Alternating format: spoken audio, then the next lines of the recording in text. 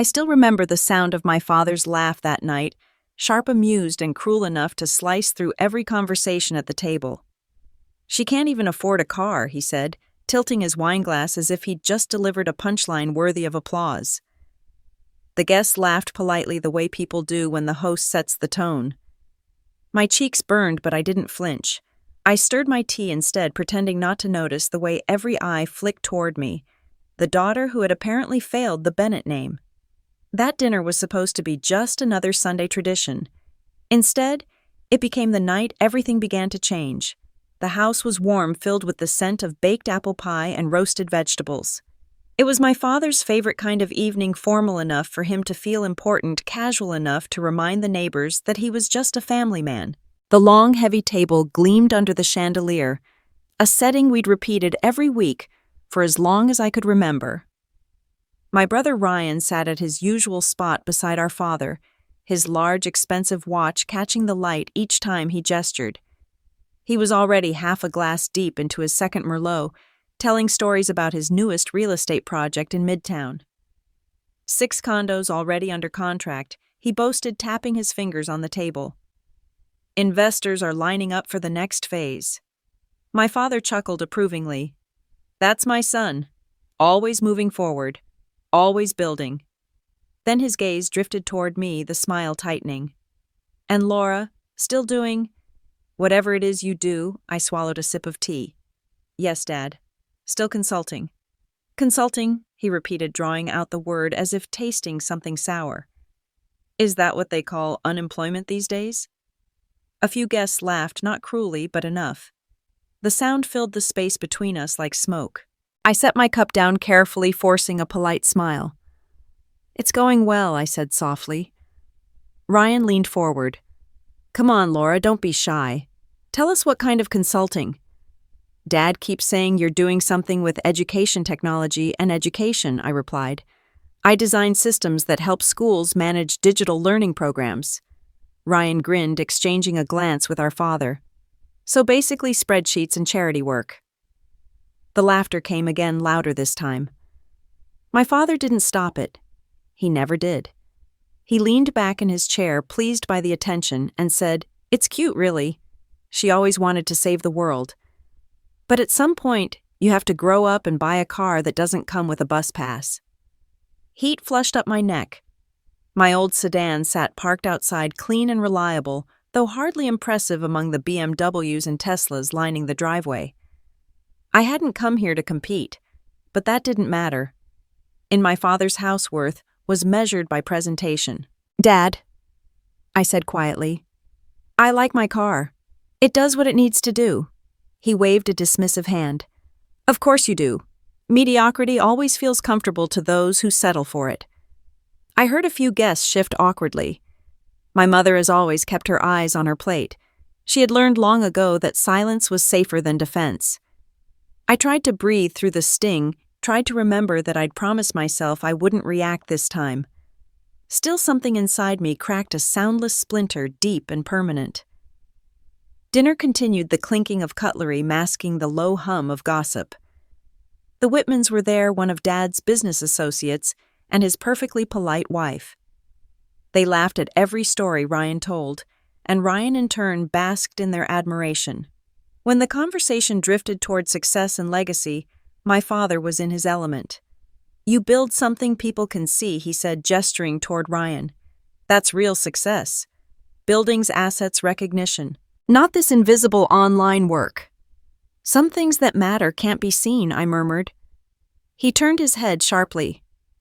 "Spare me the philosophy, Laura. You're 32, not 16. This is the age for results, not excuses." My fork paused mid-air.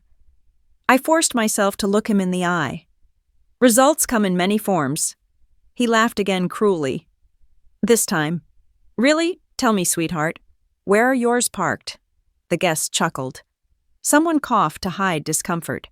I pressed my napkin into my lap, folding it into smaller and smaller squares. Ryan smirked. "Don't be too hard on her, Dad. She means well. Maybe she'll get there one day if she ever figures out what she's building." I wanted to tell him that I already had, that the company he dismissed as a little project had contracts spanning 5 states. that the software I'd developed was being tested in hundreds of schools. But that wasn't the time. Not yet. Instead, I smiled faintly and said, maybe. That answer seemed to amuse them even more. My father raised his glass. To Ryan, proof that ambition runs in at least one of my children. Glasses clinked. My mother's hand trembled as she lifted hers. She didn't meet my eyes. I excused myself to the kitchen, claiming I needed water. In truth, I needed air. The noise from the dining room faded as I stepped into the dim quiet. I leaned against the counter, staring at the reflection of the chandelier in the window. The woman staring back looked composed, but her heart was pounding. Every insult replayed in my mind like a broken record. She can't even afford a car. Consulting means unemployment. Mediocrity feels comfortable. Each word settled deeper, pressing against something that had been sleeping for too long. I took a long breath, the air cool against my throat. I thought about the last few years, the nights I'd spent coding until dawn, the teams I'd led quietly, the contracts I'd signed under NDAs that kept my name off the headlines. None of it mattered to them. They saw only the version of me that fit their narrative, the dreamer, the disappointment, the girl who never measured up. But that night, as the laughter from the dining room echoed faintly through the walls, I made myself a promise. No more explanations. No more apologies. If they wanted to measure worth in possessions, I would let them. But when the truth finally surfaced, they wouldn't see it coming. I poured a glass of water, my hands steady again. From the other room, I heard my father's booming voice announcing Ryan's next business award. The applause followed. I smiled, not bitterly but knowingly. They thought power meant control. I knew better.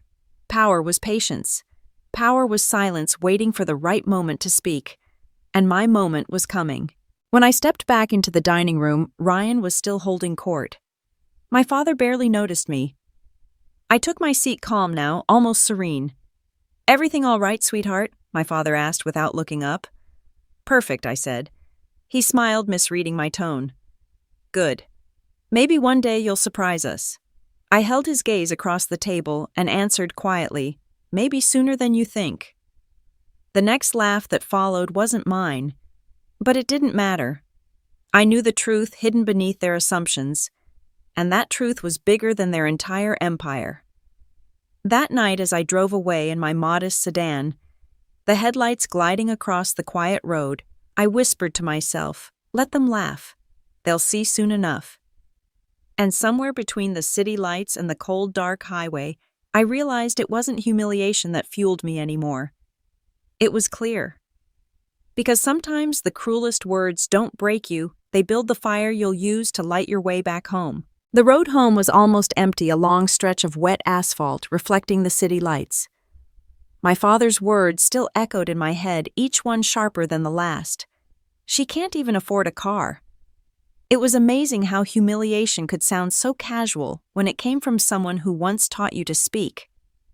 I rolled down the window just enough to feel the cold air hit my face. It helped me think. It helped me remember who I was before his laughter tried to define me. The clock on my dashboard blinked 10:45 at night. My sedan hummed quietly, steady, loyal, so unlike the people I'd just left behind. A row of polished cars had lined that driveway, a silver Mercedes for Ryan, a black Audi for my father, my mother's pearl white SUV. Mine had been the only car without a luxury badge, but also the only one paid for in full. Funny how wealth could be so loud, and worth could be so silent. At a red light, I glanced at the small notebook on the passenger seat, the one I'd carried for years. It wasn't a diary. It was a plan. Pages filled with designs, ideas, names of schools and programs that had trusted my vision when no one else did. I flipped it open to a list of pending contracts. One had a small star beside it, Aurora Systems, National Integration Proposal. My proposal. My company. The one they believed was just a hobby. The light turned green and I pressed the gas pedal lightly. The road stretched ahead like a promise. I passed the riverfront where the skyline shimmered against the water. My reflection appeared faintly in the window, calm, unreadable. That was the part of me my father never saw. Patience. the calculation, the quiet belief that the right kind of revenge wasn't noise, it was progress. My phone buzzed against the console. I ignored it until I reached a quieter street. Then I picked it up. A message from Evelyn. Evelyn, contract draft ready. Need your signature before midnight if you want to lock the deal. I smiled. Evelyn never slept either. Me. I'm on my way. Send it to my private server. Evelyn already did. Also congrats. They approved the federal education grant. We're officially in. I stared at the screen, the words glowing in the dark. We're officially in. That meant the funding was secured, the pilot schools could launch, and every piece I'd built these past 4 years was finally ready to fall into place. The same night my father mocked me for not owning a car worth showing off my company had just landed a multi-million-dollar government partnership. Life had a sense of timing that bordered on poetic. I pulled into the quiet neighborhood of Glenmere Heights, where my house sat at the end of the cul-de-sac. It wasn't big, but it was mine. 2-story soft light spilling from the porch lamp, the faint scent of rain in the air. Ryan used to call it a starter home, as if owning something modest was temporary shame. But to me it was freedom. No mortgage, no debt, no one else's name on the deed. I sat there for a moment, and let the engine idle. The silence was thick.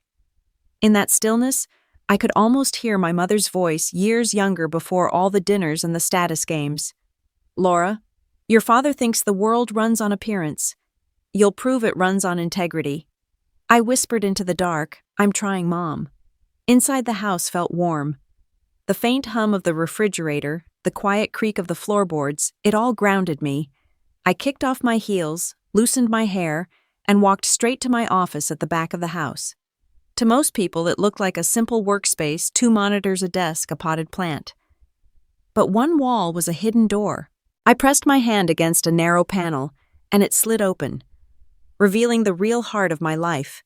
A fully equipped operations center, glowing softly under rows of LED lights.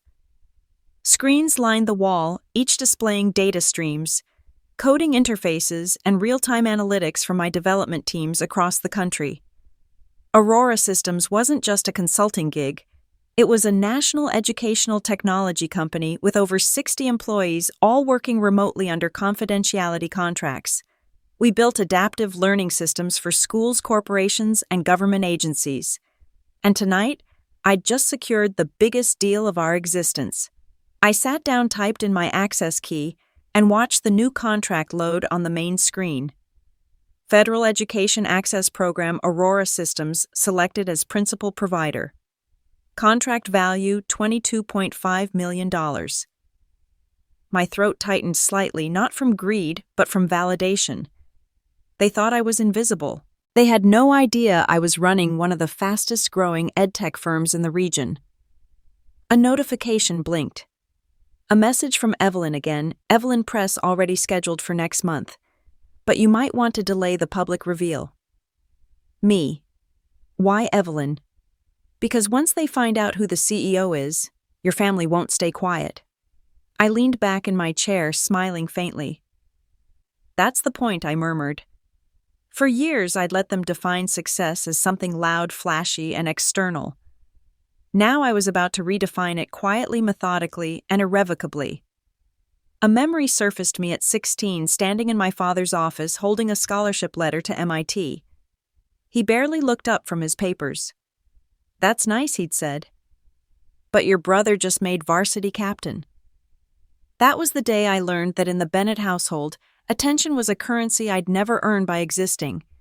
So I stopped asking for it. Instead, I built something they couldn't ignore. I scrolled through the contract one last time, signed my name digitally, and sent it back. The cursor blinked twice, confirmation tone soft and final. Deal closed. Outside, the rain began again, light, steady, rhythmic. I turned off the lights in the office and stood by the window. My car sat under the glow of the street lamp drops sliding down the windshield. Reliable, practical, unassuming. A part of me almost laughed. The man who mocked me for driving that car had no idea that the company funding his latest project license fee came indirectly through mine. Aurora Systems had supplied the city's digital learning framework, the same infrastructure Ryan bragged about managing in his developments. I whispered to the glass, "So technically, you're working for me, brother." The thought wasn't bitter, it was poetic. My phone buzzed again. This time it was Robert, my chauffeur. Yes, I had one. Though my family never knew. Robert. Confirmation from the airfield, ma'am. Jets ready whenever you need. Me. Thank you, Robert. Not tonight. Robert. Understood. Good night, Ms. Bennett. I smiled at the screen. Good night, I whispered back. I sat there a while longer, watching the lights of the city flicker beyond the rain. In that glow, I felt something I hadn't felt in years. Not revenge exactly, not triumph either. It was clarity. One day soon, they'd see me not as the daughter who failed to meet expectations, but as the woman who quietly exceeded every single one. And when they finally learned who truly owned Aurora Systems, who signed the checks they envied, who built the legacy they claimed to protect, they'd realize the truth. I never needed their approval. I just needed time. The rain kept falling outside, soft and certain, like the sound of justice taking shape. By Monday morning, the city had already swallowed the weekend whole. The sky hung low, the kind of dull gray that makes every skyscraper look colder. I sat in the back of my sedan, scrolling through my phone as Robert drove me downtown. The traffic was slow, the radio low, and my thoughts sharper than the skyline. I had an investor meeting at 8 and a video call with the Department of Education at 9:30. My schedule was tight, but my mind kept drifting back to that dinner, the smirk on Ryan's face, the sound of my father's laugh echoing over crystal glasses. Rough night? Robert asked, glancing in the rear-view mirror. I looked up, caught his reflection. The usual, I said softly. Family. He nodded knowingly. The worst kind of battlefield. That made me smile. You've got that right. He pulled into the underground parking of Aurora Systems headquarters. From the outside, the building looked like any other midtown office tower, modern minimalist anonymous. But inside, it was the heartbeat of a company most people had never heard of, yet used every day. That anonymity was intentional. It gave me freedom. It gave me power. I stepped out of the car and adjusted my blazer. My reflection in the elevator door looked composed, efficient. Everything my father used to claim I wasn't. When I reached the 38th floor, Evelyn was already waiting by the glass entrance. Her hair was tied back, her expression calm but urgent, a coffee in each hand. You look like you slept 2 hours, she said, handing me one. 3, I corrected, taking a sip. But the deal's worth it. The contract's official, she said. Federal Education Access Program signed and sealed. Congratulations, Laura. You just became one of the most influential women in EdTech. I exhaled slowly, letting that truth sink in. Influence, I said. Funny words. Doesn't feel like it when your own father thinks you're unemployed. Evelyn tilted her head. You could tell them. I could, I said. But where's the lesson in that? We walked down the corridor lined with glass offices. Employees greeted me with nods, smiles, quiet acknowledgement of respect. Most of them didn't know my full story, and that was fine. What mattered was that they trusted my leadership. At the end of the hall, a large touchscreen wall displayed real-time analytics schools, connected students, enrolled systems active. The numbers kept climbing bright green against black. 250 new districts this week, Evelyn said, checking her tablet. We're expanding faster than projected. Good, I said.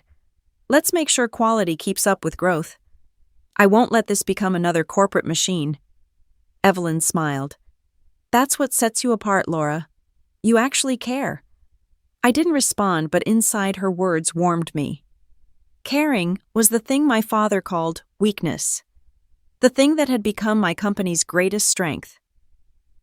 By 9:30, I was in the conference room facing a wall of digital faces, officials, consultants, advisors. The Department of Education call was precise and procedural, but as I presented Aurora's model, I could feel their curiosity turn into admiration. We're impressed with your scalability, one director said. Your system's adaptive framework could revolutionize nationwide education access. Thank you, I replied. Our mission isn't just technology, it's equity. Every student deserves the same opportunity to learn no matter where they live. When the call ended, Evelyn leaned toward me. You just made history. Again. I gave a faint smile. Don't tell my family. We both laughed, though something in my chest tightened at the thought. That afternoon, as I reviewed contracts in my office, my phone buzzed. The caller ID flashed Dad. I froze. We hadn't spoken since the dinner. I hesitated, then answered. Hi, Dad. There was a pause long enough for me to hear the faint hum of his office behind him. Laura, he said, his tone clipped. Your brother mentioned you're consulting for the city. I closed my laptop slowly. Something like that. Good, he said. Maybe this will help you get back on your feet. Ryan's hosting a business dinner Friday. Bring some networking cards. Might open doors for you. I bit back a laugh. That's thoughtful, Dad. But I have my own doors now. He sighed, that familiar sound of disappointment disguised as concern. Laura, I just want you to be practical. You're 32. It's time to think long-term retirement stability. Volunteer work doesn't pay the bills. I pressed my fingertips against the desk. I'm not volunteering. I'm running a company. A company, he repeated, amused. You mean your little computer project, the one you started in that spare bedroom? Don't get lost in fantasy, sweetheart. Be realistic. Something inside me hardened. The same old pattern, doubt, dismissal, condescension. He hadn't changed. I'll see you Friday, Dad, I said evenly. Maybe we'll talk about reality then. Before he could respond, I ended the call. I sat staring at my reflection in the dark screen, a cold certainty settling in my chest. He would never see me as an equal unless he was forced to look up. I stood my stance firm. I was ready for the fight. He didn't even know he'd started. For a long moment, I just sat there staring at the city through the glass wall of my office. The buildings gleamed under the afternoon sun, cold, sharp, beautiful. It struck me how many people measured success by what they could touch, when true success was often invisible, built quietly in the dark. Evelyn knocked lightly on the door. You all right? I nodded. Just reminded where I came from. She stepped in, arms crossed. You don't owe them proof. Maybe not, I said softly. But I owe myself closure. Outside, the light began to fade. By 6, the office was quiet. My employees headed home, their laughter fading down the hall. I stayed behind alone with the hum of servers and the soft glow of monitors. On one screen, the Aurora logo pulsed gently. Beneath it, the system dashboard displayed the number of students currently active on our platform, 872461. Nearly 900,000 children are learning through something I'd built from scratch while my father thought I was consulting. The irony wasn't lost on me. I leaned back, closed my eyes, and let the exhaustion wash over me. This wasn't about revenge, not entirely. It was about justice, about balance, about showing that what they dismissed as failure was in truth the foundation of something far greater than their approval. The intercom buzzed. Robert's voice came through Ms. Bennett. Your car's ready. Thank you, Robert, I said. I'll be down at 5. I shut down the screens one by one, the room darkening around me. As the last monitor went black, my reflection appeared faintly in the glass. Calm, controlled, ready. Because deep down, I knew something none of them did. Yet this wasn't the end of a chapter. It was the prelude to revelation. And when the next family dinner came, I wouldn't be the one sitting in silence. I'd be the one rewriting what the Bennett name meant. I grabbed my coat and walked out, the city lights flickering through the elevator glass. Somewhere below, engines roared, horns blared, life moved fast. But my revenge, my justice would come slowly, precisely, beautifully. Timed. And when it did, even my father's laughter wouldn't be enough to drown it out. The smell of rain lingered in the air when I woke up on Wednesday morning. It had poured all night, tapping on the windows like a quiet reminder that even storms have rhythm. I sat at the edge of the bed, half listening to the hum of the city beyond my window. The morning light filtered through the curtains, soft and cold. I didn't reach for my phone right away. I wanted a few minutes of stillness before the world demanded my attention again. But when I finally did check it, the first message made my chest tighten. Mom, your father says Ryan wants to see you before Friday's dinner. He's worried you might embarrass him again. Embarrass him! The word landed like a slap. I closed my eyes, exhaled slowly, and set the phone down. They hadn't changed, not even a little. Downstairs, the coffee machine whirred to life. I moved through the kitchen like I was on autopilot, grinding beans, pouring water, staring at the slow drip into my mug. I wasn't angry. Not anymore. Anger was too simple. What I felt was older, deeper, a mix of fatigue and defiance. When I opened my laptop, the Aurora Systems dashboard was already glowing on the screen. Numbers streamed across it. Contracts, schools onboarded systems online. Every metric was green, every graph rising. It should have felt like victory, but it didn't. Success doesn't erase the past. It only exposes who never believed in it. A notification popped up on the corner of the screen, reminder MIT Alumni Gala, 7:00 p.m. Thursday. I had almost forgotten. I hadn't attended one in years. Too many faces that reminded me of the beginning, back when I was the quiet girl in a sea of brilliance trying to prove she deserved to be there. That night replayed in my head the scholarship letter, the excitement, the way my father barely looked up when I told him. He'd smiled at Ryan's football trophy that same evening, clapping him on the back, while I stood in the doorway holding the future in my hands and watching it go unnoticed. I minimized the Aurora Systems dashboard, the green light shrinking to a small icon, a stark contrast to the memory. I could still hear his voice, MIT's nice Laura, but you should focus on something practical. Maybe business like your brother. I had smiled then too, hiding the disappointment like I'd been trained to. Now, years later, I built a company that MIT invited to collaborate on national education initiatives. Practical enough, I thought bitterly. My phone buzzed again, this time a call from Ryan. I considered ignoring it, but curiosity won. Morning, I answered. Laura, he said, voice smooth but hesitant. Listen, Dad wants everything to go smoothly Friday. He's inviting the board from Bennett Real Estate. He doesn't want, any tension. Tension, I repeated. You mean honesty? He sighed. You don't have to make this difficult. Just come smile, maybe network a little. Dad's under a lot of pressure. Ryan. I said, has it ever occurred to you that Dad's pressure isn't my problem? There was silence on the line, just his shallow breathing. You've always been difficult, he muttered finally. I don't know why you insist on making things harder for yourself. Maybe because I stopped confusing silence with peace, I replied, and hung up before he could respond.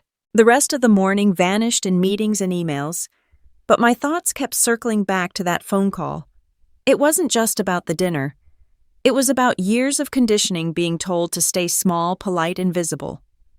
At noon, I grabbed my coat and left the office. The city was still damp, the sidewalks glistening under weak sunlight. I walked to a cafe near the park, one I used to visit when I first started Aurora Systems.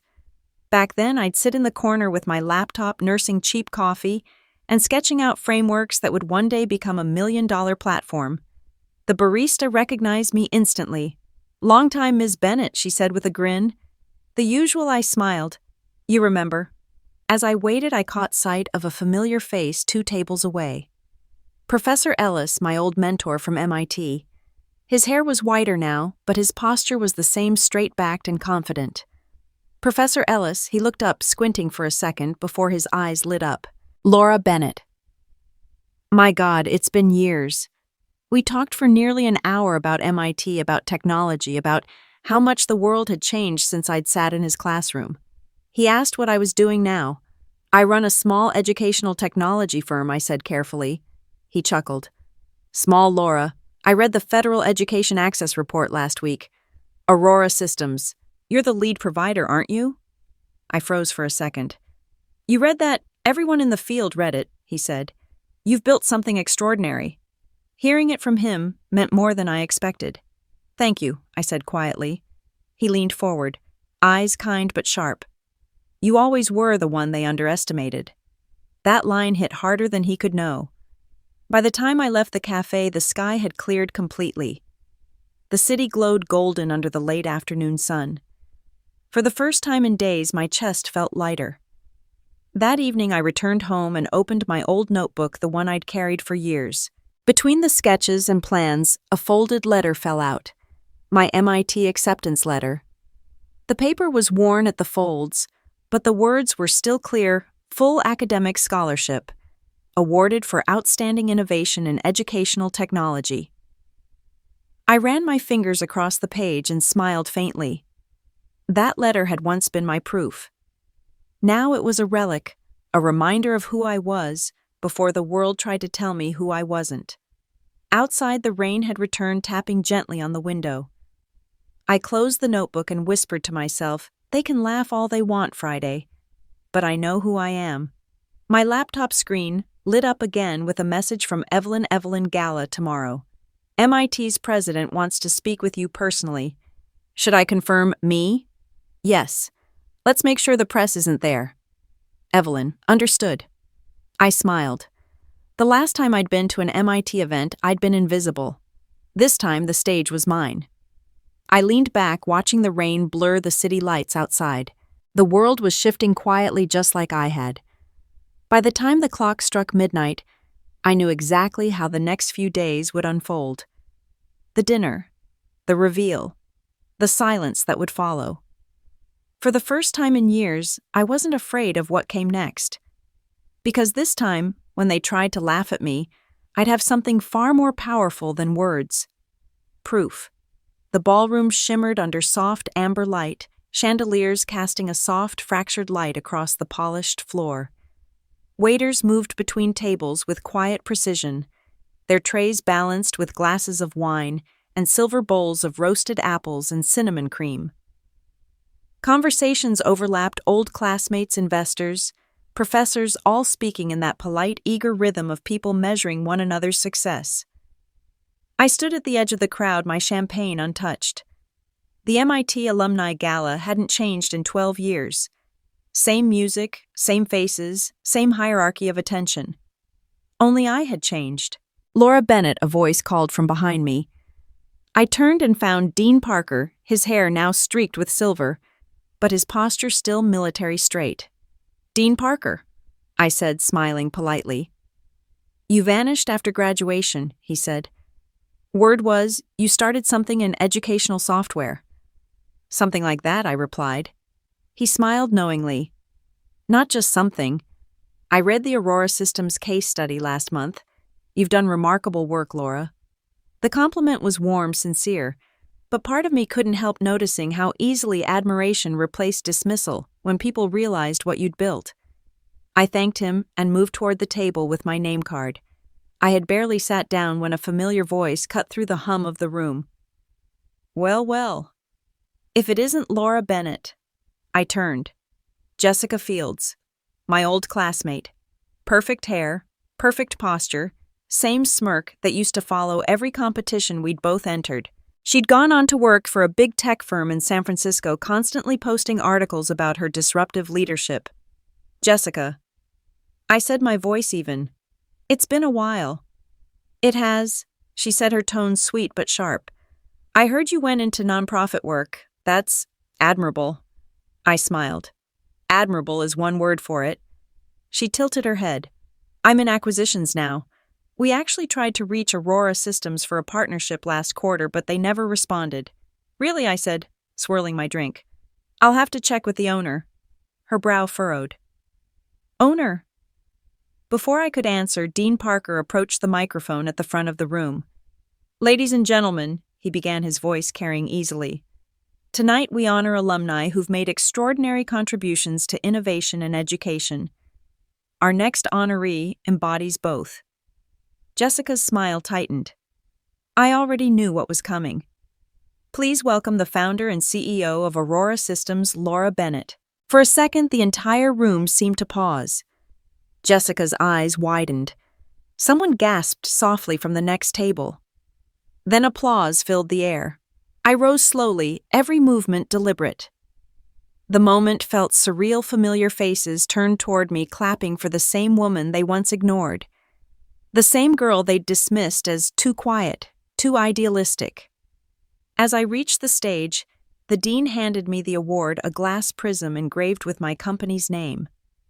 "Your work has revolutionized educational access nationwide," he said. "Thank you for proving that purpose and profit can coexist." I smiled at him, then faced the crowd. "When I first started Aurora Systems, I began. I was told that education doesn't pay, that helping others isn't a business model. I was told to think smaller, safer, louder. I didn't listen. I built it quietly instead." The applause grew again, but my eyes caught Jessica's. Her smile was brittle now. When the ceremony ended, people lined up to speak to me, investors, professors, alumni, eager to connect. Each handshake felt like irony in motion. For years, they'd taught me to seek their approval.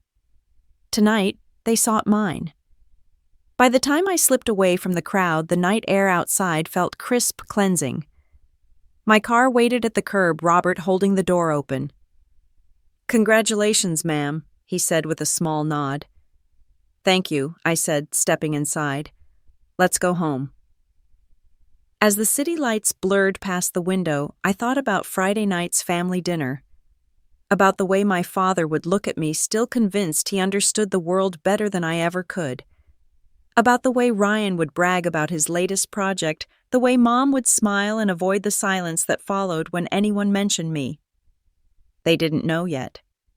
They didn't know that the contracts my company had signed were worth more than Ryan's entire firm, that the digital infrastructure of Bennett Real Estate, the system he bragged about developing, was licensed from Aurora Systems. They didn't know that every time my father mentioned his friend on the city council and the new educational funding initiative, he was quoting language written by my legal team. I rested my head against the seat, closing my eyes. The revenge wasn't about humiliating them, it was about truth, about balance, about letting reality speak louder than their laughter. Robert's voice broke the silence. "Dinner with the family tomorrow, right?" "Yes," I said softly.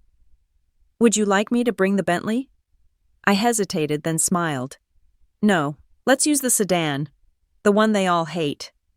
He chuckled. "Understood."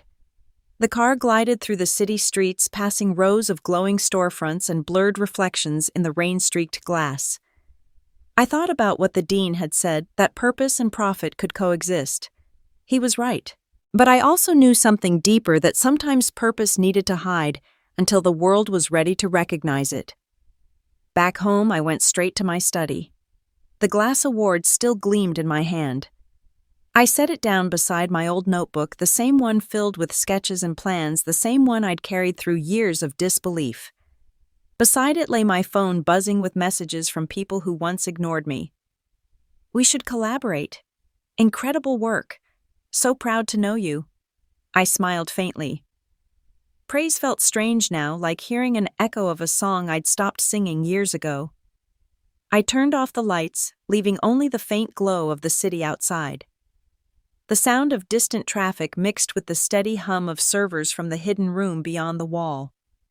Tomorrow, I would sit at a dinner table, surrounded by people who believed I was small. And tomorrow night, they would learn the difference between being underestimated and being forgotten. I ran my fingers along the award's smooth edge, the engraved letters glinting under the light. Then I whispered into the quiet room, "Let's finish this." The scent of baked apples and cinnamon filled the house when I walked through my parents' front door. The warmth of the oven fought against the November chill outside, but somehow the room still felt cold. My father stood near the fireplace, glass in hand, already mid-conversation with Ryan and two of his business associates. He saw me, raised an eyebrow, and offered the kind of smile that didn't reach his eyes. "Well," he said loud enough for the entire room to hear, "look who decided to grace us with her presence." "Good evening, Dad," I said evenly, setting my coat over the arm of a chair. Ryan grinned, his suit perfectly tailored, his watch catching the light. "Nice car out front," he said, his tones soaked in sarcasm. "Still driving that. What is it?" "The economic model." "It's paid for," I said simply. He laughed and nudged his friend. Laura here believes reliability is more important than reputation.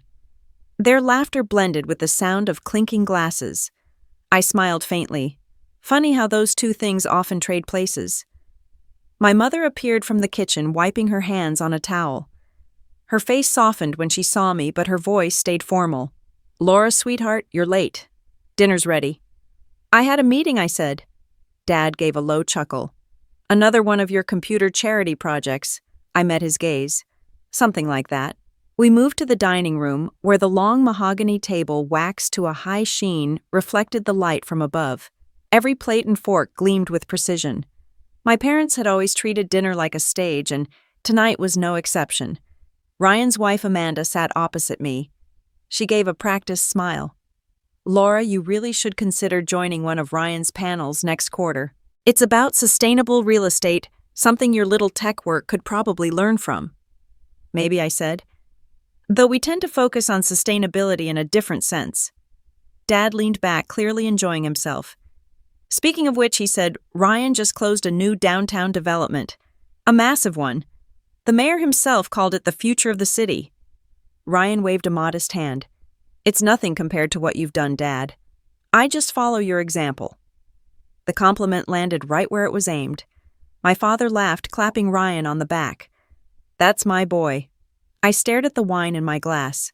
Same script, different night. Ryan the heir apparent. Me, the quiet disappointment. "So Laura," my mother said carefully, breaking the silence, "how's your work?" "It's going well," I said. "Busy." "Busy," my father repeated with a scoff. "That's what people say when they don't have results." The table chuckled again. I took a sip of wine and looked directly at him. "Some results don't fit into dinner conversation." He frowned. "That sounds like an excuse." I smiled. "Maybe it's privacy." The air tightened. My mother tried to steer the conversation elsewhere, but my father wasn't done. He leaned forward, his tone sharp. "You know, Laura, you're old enough to think seriously about your future. Ryan's got investments, property, a network." "What do you have?" Ryan's wife leaned in with false concern. "Oh, Tom, don't be harsh. She's got her nonprofit." I laughed softly. "Not exactly." Ryan raised a brow. "So what do you have?" "Laura, enlighten us." I looked around the table, their expectant faces, their polite amusement. My hands were steady when I set my glass down. "What I have," I said quietly, "is something none of you ever asked about." Dad smirked. "A fantasy." "A company," I said. "A successful one." The laughter came instantly sharp and overlapping. Even my mother looked uncomfortable. Ryan shook his head. "Laura, a website or an app doesn't make you a CEO." "You're right," I said. "Results do." Before anyone could reply, the sound of a phone vibrating broke the moment. It was mine. I glanced at the screen. "Evelyn, urgent." Dad gestured impatiently. "Go ahead. Maybe your boss needs you." "I am the boss," I said, and answered the call on speaker. Laura Evelyn's voice came clear, steady, professional. "The federal contract has cleared all signatures. Congratulations, we're officially live." My father frowned. "Federal contract." Evelyn continued, unaware of the room she'd just silenced. $22.5 million confirmed. The Department of Education will issue the public statement Monday. I wanted you to hear it first, Ms. Bennett." Ryan's fork froze halfway to his mouth. My mother's hand stilled over her napkin. "Thank you, Evelyn," I said smoothly. "I'll review the press draft tonight." When the call ended, no one spoke for several seconds. Dad cleared his throat. "What was that work?" I said simply. Ryan's face flushed. "You're joking. You don't have federal contracts." "Apparently I do." Amanda leaned in, eyes wide. How big is your company?" I smiled faintly. "Big enough to make my schedule busier than yours." Dad forced a laugh, though it trembled. "You're telling us you're running some kind of major operation?" "Yes," I said. "That's exactly what I'm telling you." The silence that followed wasn't disbelief. It was fear masquerading as confusion. My father's confidence cracked first. "What's the company called?" he asked quietly. "Aurora Systems," I said. Ryan's jaw tightened. "Wait. That's the firm we licensed our digital infrastructure from." I looked straight at him. Yes, Ryan. That would be mine. The room went completely still. The only sound was the faint ticking of the wall clock. My father's hand tightened around his glass. You mean we've been paying me, I said. For years. Ryan stared at me as if I'd just spoken another language. You can't be serious. Completely. My mother finally spoke, her voice barely above a whisper. Why didn't you tell us? I met her eyes softer now. Because you never asked. The air in the room had changed thick with disbelief, pride, and something darker. Ryan's face went pale. This can't be real. I reached for my phone again, tapped the screen, and slid it across the table. The screen showed the Aurora Systems dashboard live. Contracts, clients, revenue. His company name, Bennett Real Estate Group, sat clearly in the client column. Dad stared at it, speechless. Ryan's breathing grew uneven. Finally, I stood. Dinner was lovely, I said. But I have work to finish. Laura, Dad said, his voice strained. We need to talk about this. No, I said gently. You need to listen. And as I walked toward the door, my heels quiet on the hardwood floor, I could feel it, the first fracture in a lifetime of silence. Tomorrow the cracks will widen. But tonight, I let the silence speak for itself. No one moved for a full 10 seconds after I spoke. The sound of the grandfather clock filled the silence, steady and cold like a heartbeat in an empty hall. My father's face was the first to shift, his practiced smirk, fading into something rawer, something close to fear. Ryan sat rigid in his chair, knuckles white against the table edge, his jaw working as if he were chewing his own disbelief. You're saying, my father began slowly, his voice low, that we've been paying you for the past 3 years. I tilted my head. You've been licensing Aurora Systems technology. Your IT team signed those contracts. My company simply delivered what you paid for. Ryan's wife, Amanda, broke the silence with a nervous laugh. This can't be real. Laura. Come on. How could you possibly be running a company of that scale because I built it? I said evenly. While you were all laughing about my non-profit hobby, I was creating something that would outlive your family business. Ryan shot to his feet, his chair scraping harshly against the wood. You're lying. You don't even... I turned my phone toward him, tapping the screen once. A live feed of the Aurora Systems operations dashboard filled the display, revenue counters, server, data client updates scrolling in real time. His eyes followed the numbers. See that? I said quietly. That's your payment from 2 days ago, processed through your accounting department at exactly 8:27 in the morning. Amanda gasped softly. My mother, pale and trembling, reached for her wine glass but missed. My mother's hand froze midair, hovering over her napkin. My father's eyes narrowed, the anger in them replaced by calculation. What are you planning to do with this? He demanded. Humiliate us. I leaned forward, my voice steady. No, Dad. I'm done with humiliation. I'm just correcting the record. Ryan slammed his fist against the table. You could have told us. You could have said something. I met his gaze. Would you have listened? The question landed like a blow. Ryan's lips parted, but no sound came out. For years, he'd measured my worth in silence. Now that silence was his. Dad pushed back his chair and stood, his tone sharp again. You think you can embarrass this family with your secrets? We built our reputation on trust, on transparency. I almost laughed. You built your reputation on appearances, Dad. On pretending things were perfect while you ignored anything that didn't fit your version of success. My mother's voice cracked through the air, fragile and trembling. Her eyes searched mine, not with accusation, but a quiet, complex sadness. Enough, both of you. But no one listened. Ryan's voice rose again. Do you realize what this looks like? You've been sitting at the table letting us think you're barely scraping by when in reality, I interrupted softly, I was building everything you told me I couldn't. The room fell quiet again. The sound of the rain outside grew louder, pressing against the windows like static. Dad's tone softened, almost pleading. Laura, we're your family.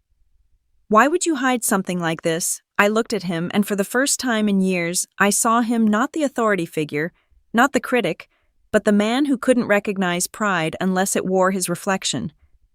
Because I said you never saw me unless I failed. He opened his mouth, but I didn't let him speak. Do you remember when I got into MIT? You didn't even look up from Ryan's trophy. Do you remember when I launched Aurora? You called it a waste of time. Every step I took, you told me it wasn't enough. So I stopped showing you. I stopped waiting for your approval and built something that didn't need it. My mother pressed her hands to her mouth. Her eyes shimmered with tears she didn't want to show. Ryan ran a hand through his hair, muttering, "This is insane." I turned to him. You once told me success was about visibility. Ryan, about making sure everyone sees how big your car is, how shiny your office looks. But real success doesn't need witnesses. It speaks for itself. Amanda shifted uncomfortably in her chair. The arrogance she usually wore like perfume had vanished, replaced by quiet awe. My father stared at the glowing screen still sitting on the table, the Aurora Systems dashboard casting faint light across his face. He looked smaller under it. How big is this company of yours really global? I said. We operate in 22 countries. Over 1 million users daily. Ryan swallowed hard. 1 million, yes, I said, standing now. And by Monday, when the federal contract goes public, everyone will know it. For the first time that night, Ryan didn't look angry. He looked lost. My mother spoke softly. Laura, we're proud of you. We just didn't understand. I wanted to believe her. But pride that arrived only after proof was just relief wearing makeup. I smiled faintly. You don't have to understand. You just have to stop underestimating me. At that, Robert appeared quietly in the doorway, immaculate as always in his dark suit. Excuse me, Ms. Bennett, he said. Your evening car is ready. The title landed like thunder. Ms. Bennett. The same girl my father had mocked for barely making rent now had a chauffeur waiting at the door. My father's mouth tightened. A chauffeur, I picked up my bag. Yes, he drives for Aurora Systems, Ryan muttered. Of course he does. Robert stepped forward slightly. Your jet confirmation just came through as well, ma'am. Would you like me to finalize the itinerary? The silence that followed was absolute. My father's glass slipped from his hand and shattered against the floor. A jet, my mother whispered. I nodded. A business necessity.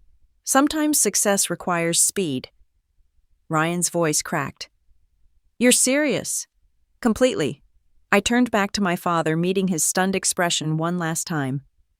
You always said I needed to think practically. I did. I just didn't think small. I walked toward the door, my heels soft against the wood. The house behind me still frozen in disbelief. As Robert opened the door, the cool night air rushed in, sharp and freeing. I didn't look back, but I could feel their eyes following me, the same eyes that once looked through me now, trying to catch up to what they'd missed. Outside, the car's black surface gleamed under the porch light. I slid inside the door, closing with a satisfying click. Robert looked at me through the rearview mirror. All right, Ms. Bennett, perfect, I said quietly. Take me home. And as the car pulled away, the house behind me grew smaller, its windows glowing faintly in the dark like a stage where the actors had just realized the play was over. By the time I got home that night, the city was quiet, wrapped in the kind of silence that follows a storm. I kicked off my heels and dropped my keys on the counter, the sound echoing through the empty house. My heart was still racing, though my voice during dinner had been steady. It always amazed me how calm could hide chaos so easily. The clock on the wall read 11:42. My phone had been buzzing nonstop since I left my parents' house, missed calls, messages, voicemails.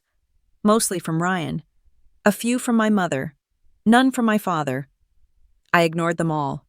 Instead, I poured myself a glass of water and walked to the window.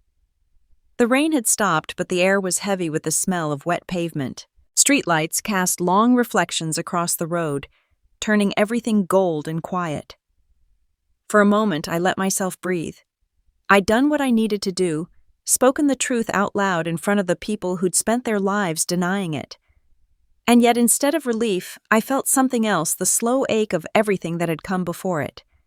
The years of silence, the condescension, the laughter, the pretending. It's strange how revenge doesn't feel like victory, it feels like release. My phone buzzed again, this time with a new message from Evelyn. Evelyn, the news just leaked. The education department posted about the Aurora contract early. Congratulations, boss, you're trending.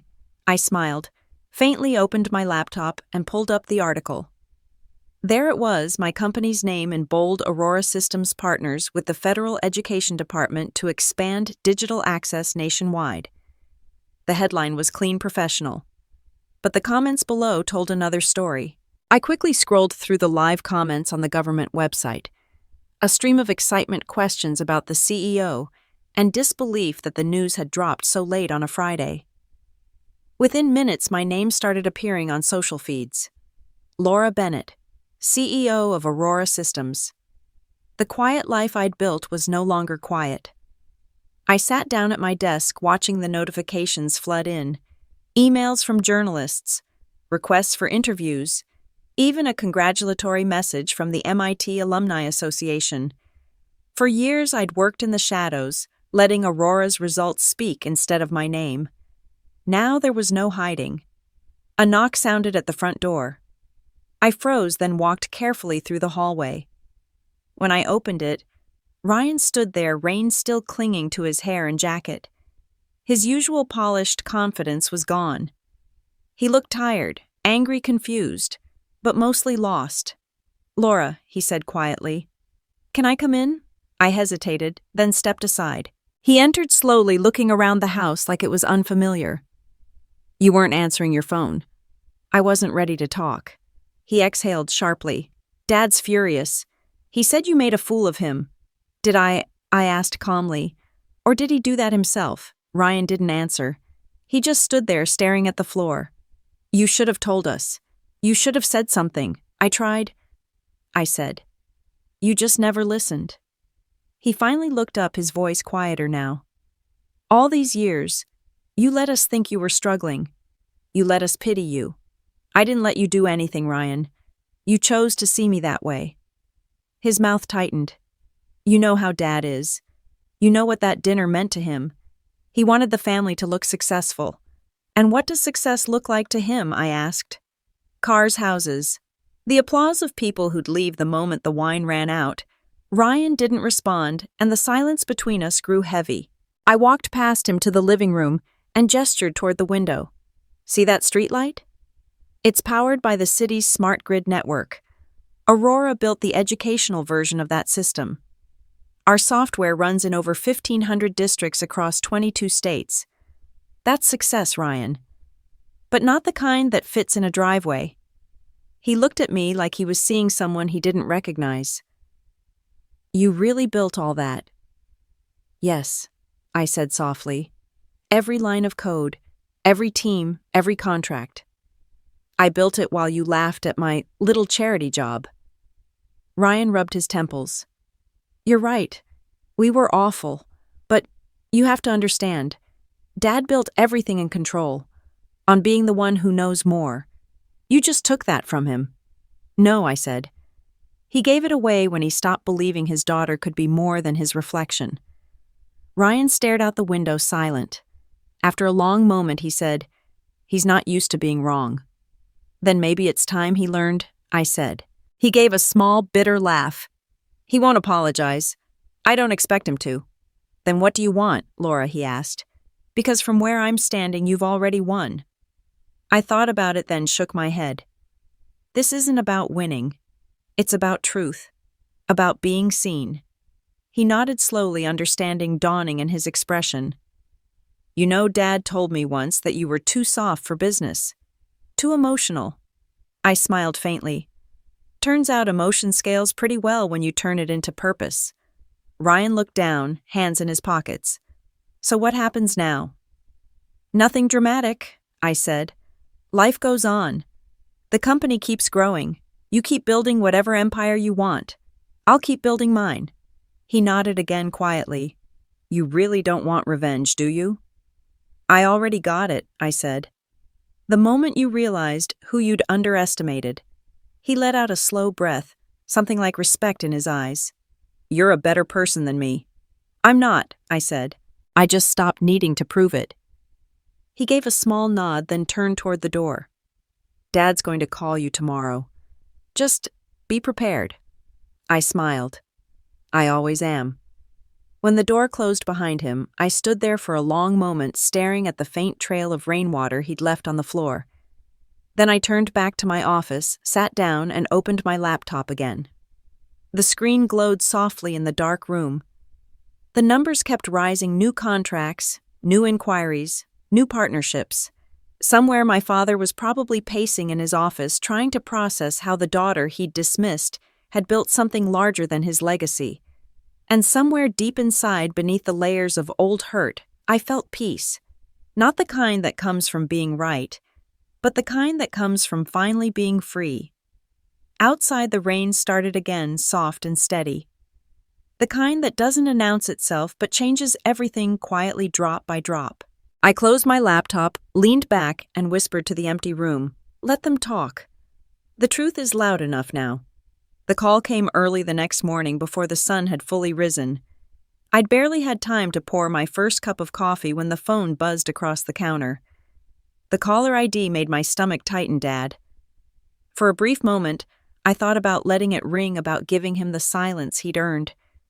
But then I remembered the look on his face last night, the disbelief, the pride he refused to show, the wounded ego beneath his anger. I answered. "Laura." His voice was clipped, controlled. "Good morning, Dad." A pause. I could almost hear him trying to decide whether to start with anger or authority. "I suppose congratulations are in order. You're quite the headline today." "So I've seen," I said evenly. "Aurora's announcement went public early." He exhaled sharply. "The Department of Education, the federal contract. My phone hasn't stopped ringing. Everyone's talking about it." "Good," I said. "That's the idea." Another pause. "You blindsided us." I set my mug down gently. "Did I?" "You could have told us," he said. "We're family. Laura, you don't spring something like this on us at dinner like a stunt." I felt a familiar sting rise in my chest but pushed it down. "I didn't spring anything, Dad. I answered your questions." His tone hardened. "You embarrassed me. You embarrassed this family." Ryan says the look on my associates' faces, I cut him off. "They weren't embarrassed because of me. They were embarrassed because you mocked your own daughter for driving a car that runs fine while she was funding half the city's educational programs." He was quiet for a long time. When he finally spoke again, his voice was lower. "You've changed." "I had to." He sighed, the sound weary, unfamiliar. "Laura, I spent my whole life building a name people respected. I didn't mean to dismiss you, but you have to understand what you do. It was never visible, and in this world, visibility matters." "Visibility isn't the same as value," I said. "You taught Ryan to chase visibility. I built something that lasts." He didn't argue. That silence, the kind that only follows realization, hung heavy between us. Finally, he said, "You made us look foolish." "No, Dad," I replied softly. "You did that when you decided that my worth depended on what I parked outside your house." He didn't answer right away. I could picture him standing in his study, one hand gripping his glass desk, the morning light slanting through the blinds. For once, the silence didn't make me shrink, it made him small. Then, unexpectedly, his tone shifted. "Ryan told me you own Aurora outright." "I do. And that you've been contracting with Bennett Real Estate." "For years," I said. He exhaled again. "And I suppose that means your company has seen our financials." I hesitated, then said yes. There it was, the unspoken fear. My father's empire wasn't as stable as it looked, and he knew I knew. He laughed once without humor. "So now my daughter knows my weaknesses." "No, Dad," I said quietly. "I've always known them. I just stopped trying to fix them." For a long time, neither of us spoke. Then his voice softened. "You're more like me than you realize." "Maybe once," I said. "But I learned from your mistakes." The line went quiet again. When he finally spoke, his tone carried something I'd never heard before, Not anger, not pride, but uncertainty. What do you want from me, Laura? Nothing, I said. That's the point. You don't want reconciliation or acknowledgement. I thought about it. Acknowledgement maybe, but not the kind you give out of guilt. I just want you to stop pretending you know what success looks like. He gave a small, bitter chuckle. You always did have a sharp tongue. I learned that from you too. There was another pause. Your mother's been crying since last night, he said. She feels awful about how we treated you. She doesn't need to, I said. She played her part the way she always has, keeping the peace. He didn't deny it. You've grown colder. I've grown careful. Something shifted in his voice. Then the anger melting into something quieter, older. When you were little, he said you used to sit in my office and tell me you'd build something important one day. I thought you meant a family, not an empire. I smiled faintly. I built both, Dad. You just never noticed the second one. He cleared his throat. The mayor called this morning. He said Aurora Systems has more contracts in the city than any private developer. You've done well. It sounded like pride, but restrained, guarded. The kind of compliment a man gives when he's not ready to admit he was wrong. Thank you, I said simply. After a long moment, he said, You're coming to the Christmas dinner, I hope. I almost laughed. After last night. It's tradition, he said. And I'd like to speak with you, properly, without an audience. His voice was still proud, still cautious, but underneath it, I heard something real. The faintest hint of regret. I'll think about it, I said. Laura, he said, his tone softening again. For what it's worth, I'm proud of what you've done, even if I don't understand it.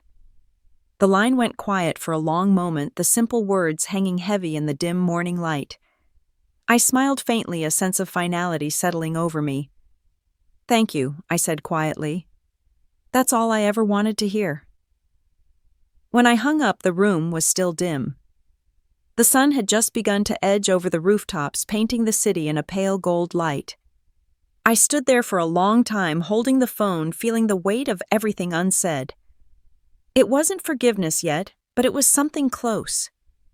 I turned toward my office where the screens glowed softly in the half-light.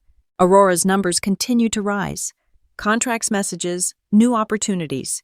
But for the first time, I didn't check them right away. Instead, I just stood by the window watching the city wake up, thinking about how far I'd come. How far I'd had to go alone. For years, I'd built in silence. Now the silence was finally speaking back, and this time it was saying, you were right to believe in yourself. Outside, a new day began. And for the first time in a long time, I didn't feel like the daughter who disappointed her father. I felt like the woman who finally taught him what success truly meant. The invitation arrived in the mail a week later, printed on cream cardstock with the Bennett family crest embossed at the top, annual Christmas dinner. It read in elegant cursive, followed by the address of my parents' estate and the familiar note, attendance expected. I turned the card over in my hand, half smiling. Some traditions never died, especially the ones built on appearances. I almost threw it away. Almost. But something in me, curiosity maybe, or closure, made me set it aside instead. By the time the evening came, the city was blanketed in snow. The streets glowed under streetlights, quiet and clean, as my car pulled up the long driveway to the Bennett residence. The house looked exactly the same as it always had, tall windows, immaculate landscaping, every light burning bright, as if to remind the world of its importance. Robert stepped out from the driver's seat and opened my door. Are you sure you want to do this, Ms. Bennett? I met his steady gaze and smiled. I think it's time. The heavy oak doors opened before I could knock. My mother stood in the entryway. Her expression caught between surprise and nervous relief. She wore a soft gray sweater instead of her usual designer silk, and for a moment she looked almost human again. Laura, she said quietly, you came. I said I'd think about it. She smiled faintly, her voice trembling. Your father's in the study. Ryan and Amanda are already here. Come in, sweetheart. I stepped into the house, the familiar scent of pine and cinnamon filling the air. The same chandelier hung above the foyer. The same polished staircase gleamed in the light. But something felt different. Or maybe it was me. Ryan appeared from the living room, hands in his pockets, expression cautious. "You look good." "Thanks," I said. "So do you." Amanda followed behind him, holding a glass of wine, her usual confidence softened by discomfort. "Laura," she said with an awkward smile, "that article about your company, it was impressive." "I appreciate that," I replied simply. We made small talk as we walked toward the dining room, where the long mahogany table gleamed beneath silver candle holders. My father stood at the head, dressed as always in his dark tailored suit, posture perfect.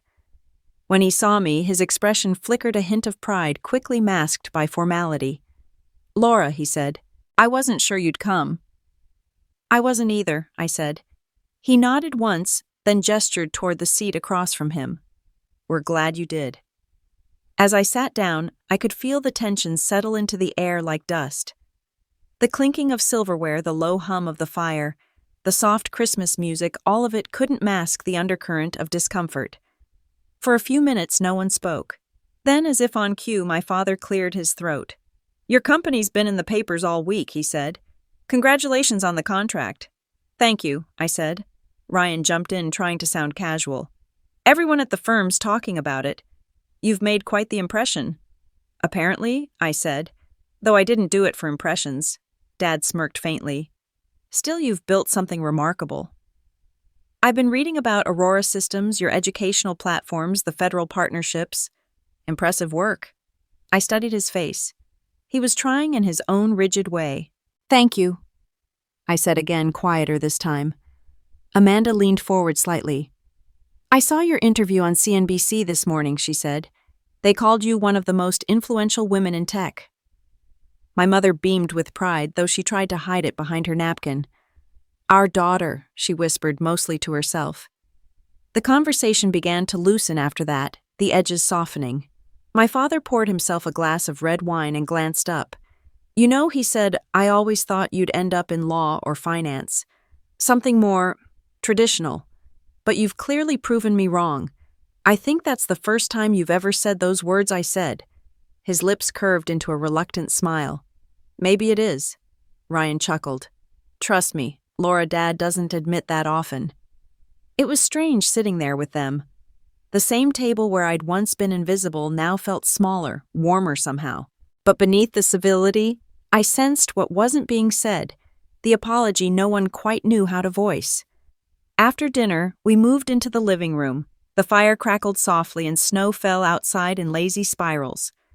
My mother handed out coffee while my father stood near the mantel, staring at an old family photo, me and Ryan as children standing beside a much younger version of him.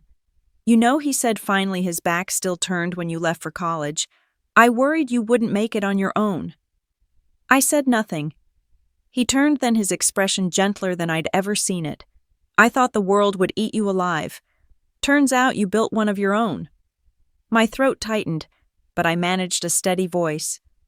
"It wasn't easy." "I imagine not." He looked at me for a long time, his voice softening further. "I was hard on you because I thought I was protecting you, but maybe all I did was push you away." It wasn't a full apology, but it was close enough to count. "I turned out okay," I said. He nodded. "You did more than okay."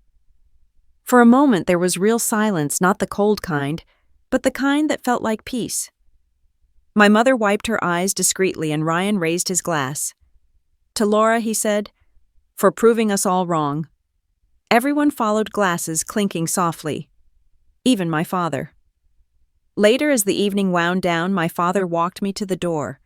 The wind had picked up outside, flurries swirling through the air. He hesitated before speaking. "Your driver's waiting?" "Yes," I said. "Same as before." He gave a small nod.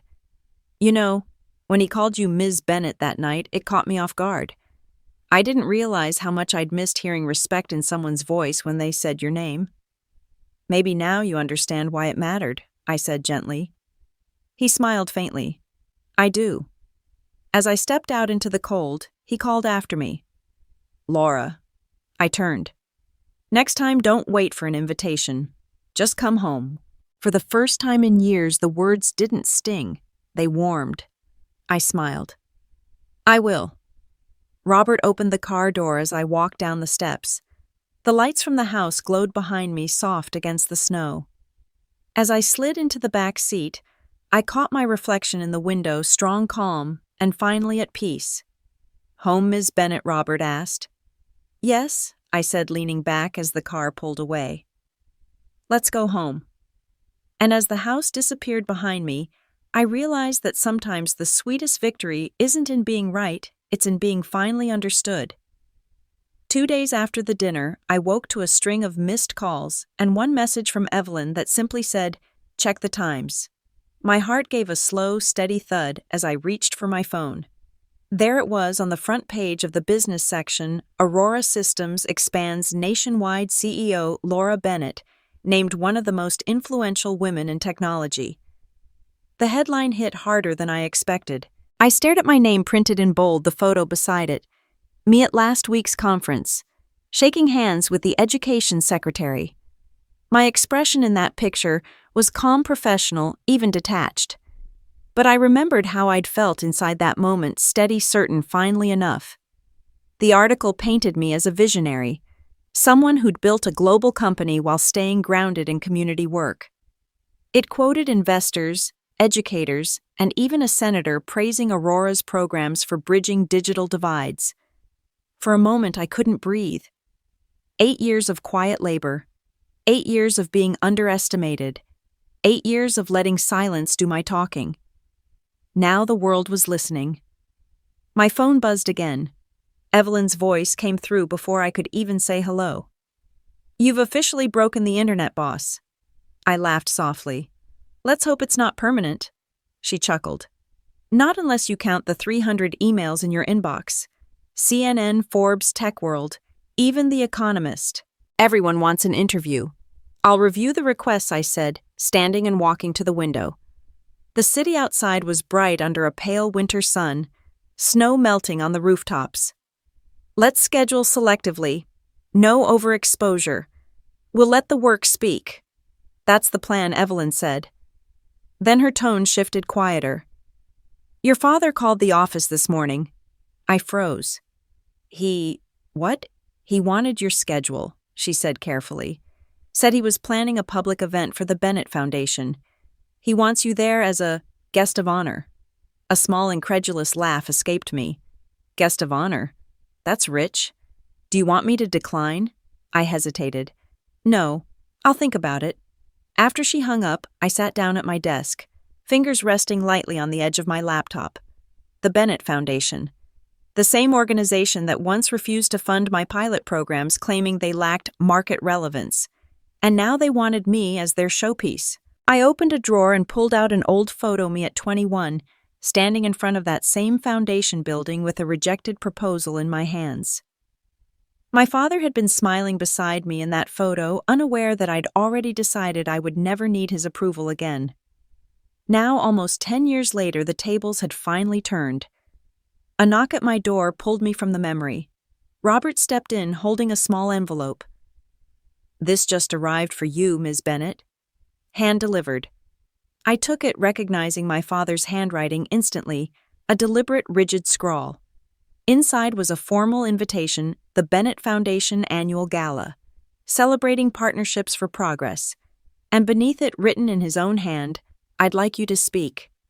Dad." I sat there for a long time, the paper trembling faintly in my hands. The gala was 3 nights away. When the evening came, the city glimmered under a wash of gold and snow. The event was held downtown in a historic hall lined with towering columns and glowing fixtures. I arrived in a sleek black dress, my hair pulled back, every movement measured and quiet. The press was already outside, flashes snapping as I stepped from the car. Inside, the air buzzed with voices, business leaders, politicians, donors. The very same people who once dismissed me as idealistic were now vying for a handshake.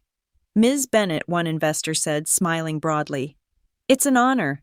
Your company's expansion is all anyone can talk about."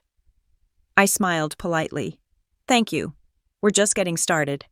Across the room, I saw my father standing near the stage, deep in conversation with the mayor. When his eyes met mine, He excused himself and walked over. "You came," he said quietly. "I always keep my promises." He nodded, studying me for a moment. "You look different." "I feel different," I said. He hesitated, then gestured toward the stage. "They're expecting you to speak after my remarks. The theme tonight is legacy. Say whatever you like. Legacy." The irony was almost poetic. As the evening went on, I listened to the speeches, my father's booming voice praising progress, innovation, family values. Ryan spoke too, talking about bridging generations. It was all polished, rehearsed, and clean.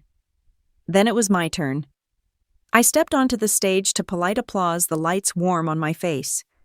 For a moment, I just looked out at the crowd, the faces that had once looked past me. "Good evening," I began. "When I was 21, I brought a proposal to this foundation. I believed technology could change access to education for underprivileged students." The proposal was rejected. A ripple of surprise moved through the room. My father's posture stiffened in the front row, but he didn't interrupt. I was told my ideas were noble but not sustainable, that there was no measurable return, so I built my own foundation.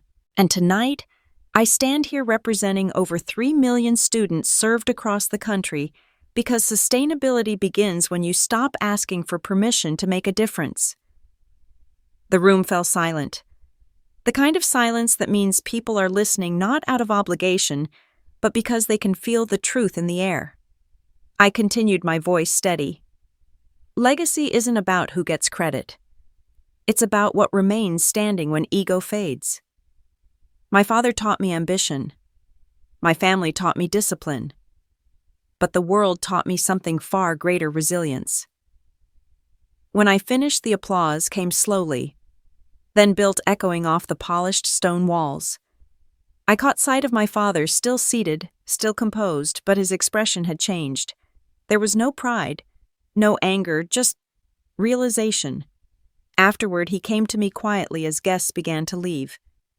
"You spoke well," he said. "Thank you." He hesitated, then added, "You made your point." "Did I?" He smiled faintly. "Yes, and it was worth hearing." I looked at him, absorbing the truth in his simple statement.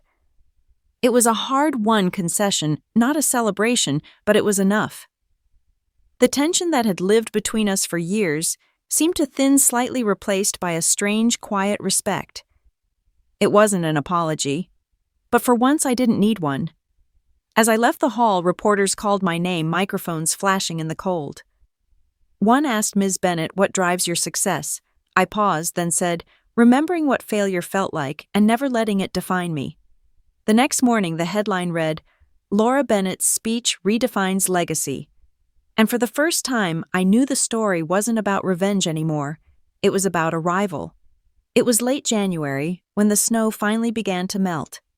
The city was quieter now, the holiday noise replaced by the steady hush of winter. I sat in my office overlooking the skyline, the same office where all of this had started.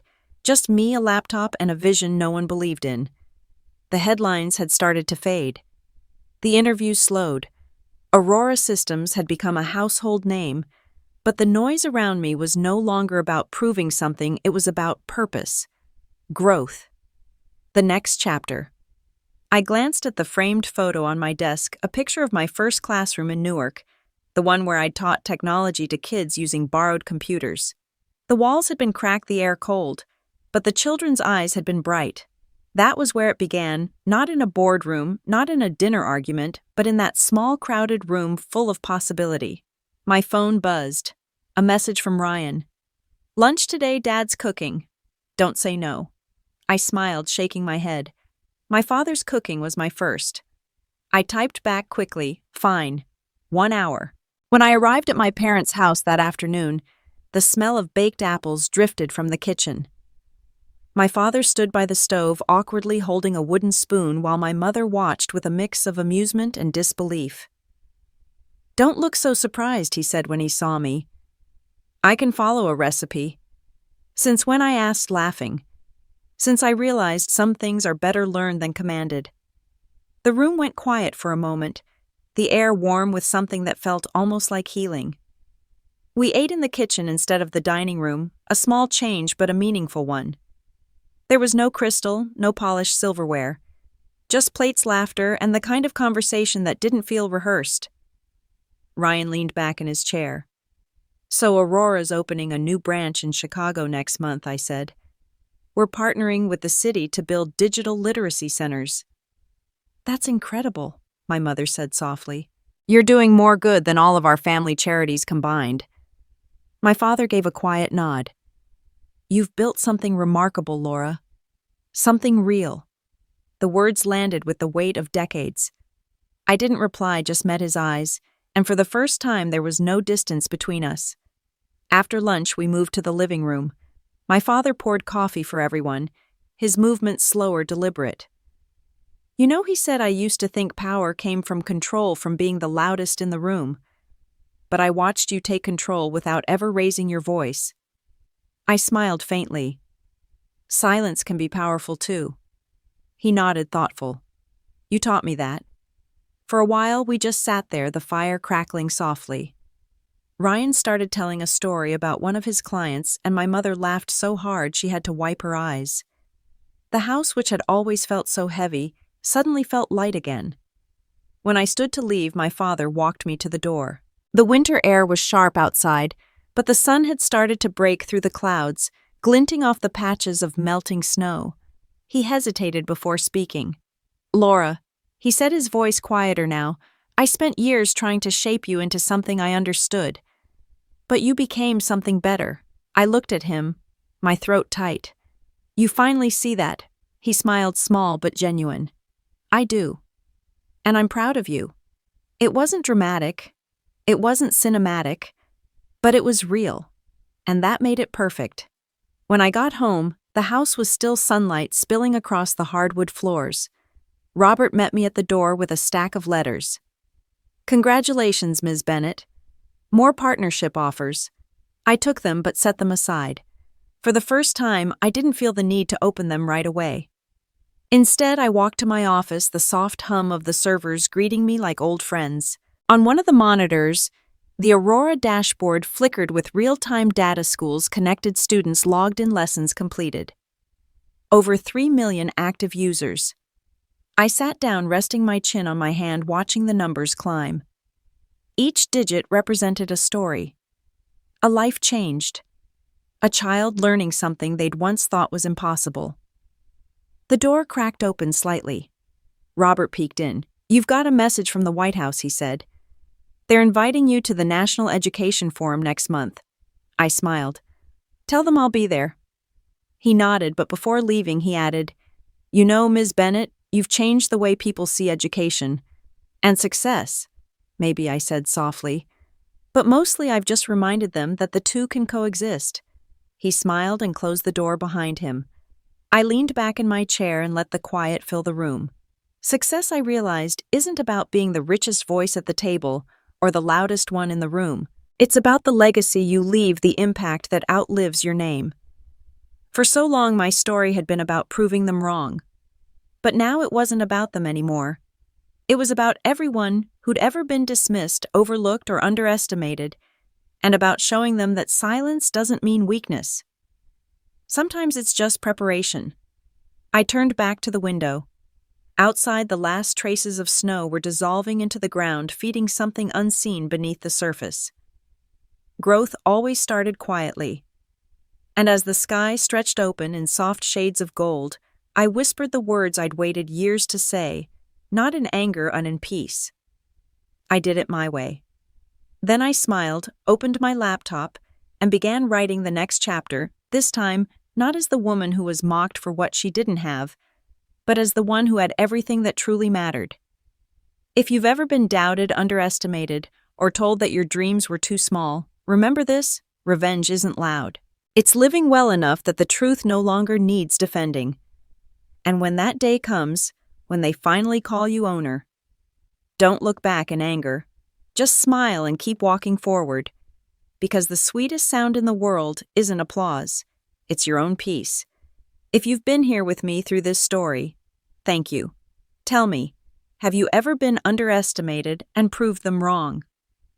Share your story below. And don't forget to like, subscribe, and stay for the next one. Because sometimes the best revenge stories are still being written.